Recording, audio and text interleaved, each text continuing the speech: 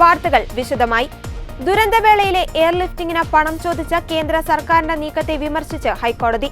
കേന്ദ്രം ചോദിച്ച 132.62 കോടി രൂപയിൽ 13 കോടി രൂപ മാത്രമാണ് ചൂരൽമല മുണ്ടക്കൈ ദുരന്തത്തിന് ചെലവായതെന്നും 8 വർഷം മുൻപ് വരെയുള്ള ബില്ലുകൾ എന്തിനാണ് ഇപ്പോൾ നൽകിയതെന്നും കോടതി ചോദിച്ചു.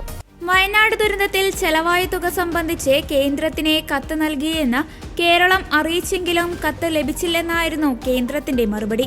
ചൂരൽമല മുണ്ടക്കൈ ദുരന്തത്തിന് പിന്നാലെ ദുരന്തമുഖത്ത് കേന്ദ്ര സഹായത്തിന് കേരളം 132.62 കോടി രൂപ സംസ്ഥാന ദുരന്ത നിവാരണ ഫണ്ടിൽ നിന്ന് അടയ്ക്കണമെന്ന് ആവശ്യപ്പെട്ട് കേന്ദ്രം കത്ത് നൽകിയിരുന്നു. ഇതിനെതിരെ വിമർശനമുയർന്നതിന് പിന്നാലെയാണ് കത്ത് ഹൈക്കോടതിയിലെത്തിയത്. കേന്ദ്രം സമർപ്പിച്ച ബില്ലുകളിൽ 13 കോടി രൂപ മാത്രമാണ് ചൂരൽമല മുണ്ടക്കൈ ദുരന്ത സമയത്ത് ചിലവായത്. ബാക്കി തുക 8 വർഷം മുൻപ് വരെ നടന്ന ദുരന്തങ്ങളിലെ സഹായത്തിനും കൂടി ചേർത്താണ്. ആദ്യ ബില്ല് 2006 ദുരന്തത്തിന്റേതാണ്. ഇതെല്ലാം ഇപ്പോഴെങ്ങനെയാണ് കടന്നു വന്നതെന്നും ഈ സമയത്താണോ എല്ലാ ബില്ലുകളും ഒരുമിച്ച് നൽകുന്നതെന്ന് കോടതി കേന്ദ്രത്തോട് ചോദിച്ചു.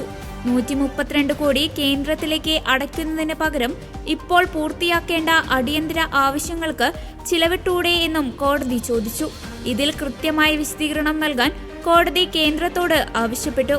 വയനാട് ദുരന്തവുമായി ബന്ധപ്പെട്ട് ദുരന്ത നിവാരണ ഫണ്ടിൽ നിന്ന് എത്ര തുക ചിലവിട്ടു എന്നും ബാക്കി എത്രയുണ്ടെന്നുമുള്ള വിശദമായ കണക്ക് കോടതി നിർദ്ദേശപ്രകാരം കേന്ദ്രത്തിന് കൊടുത്തെന്ന് സംസ്ഥാന സർക്കാർ കോടതിയെ അറിയിച്ചു. കേന്ദ്ര ആഭ്യന്തര സെക്രട്ടറിക്ക് അയച്ച കത്ത് കോടതിയിൽ ഹാജരാക്കി.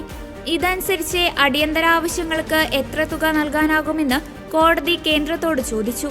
എന്നാൽ ഔദ്യോഗികമായി കത്ത് ലഭിച്ചിട്ടില്ലെന്നായിരുന്നു കേന്ദ്രത്തിന്റെ മറുപടി.